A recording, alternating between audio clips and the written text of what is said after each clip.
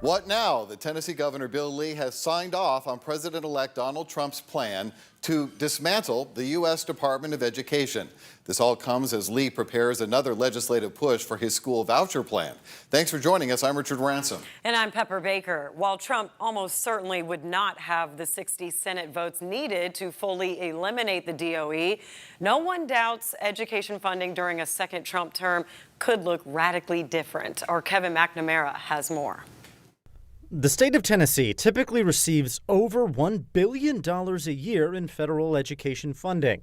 If that were to be threatened, lower-income school districts like MSCS would be the hardest hit. For MCS, it would be absolutely, if they were to cut the money off, it would be absolutely horrendous. Because Title I, your low-income students would, and free and reduced lunch, kids would go back to not having food to eat. And it takes a lot more money to educate low-income children. Even if the DOE is left intact, changes are likely. The Trump administration is unlikely to continue Biden-era policies around LGBTQ and gender protections, as well as DEI initiatives. I think it's really critical that we get the Title I supports in place and making sure they're there. If they were to roll those back, we would roll education back in 50 years.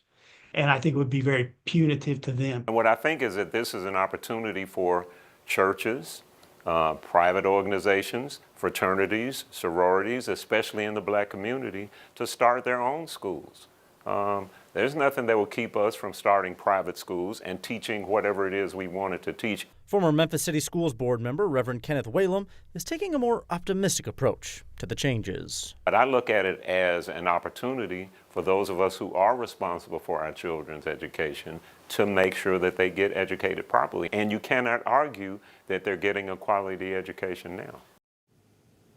That was Kevin McNamara reporting. Trump has long railed against student loan forgiveness as well, and it's expected he could make it harder for college kids to qualify for student loans.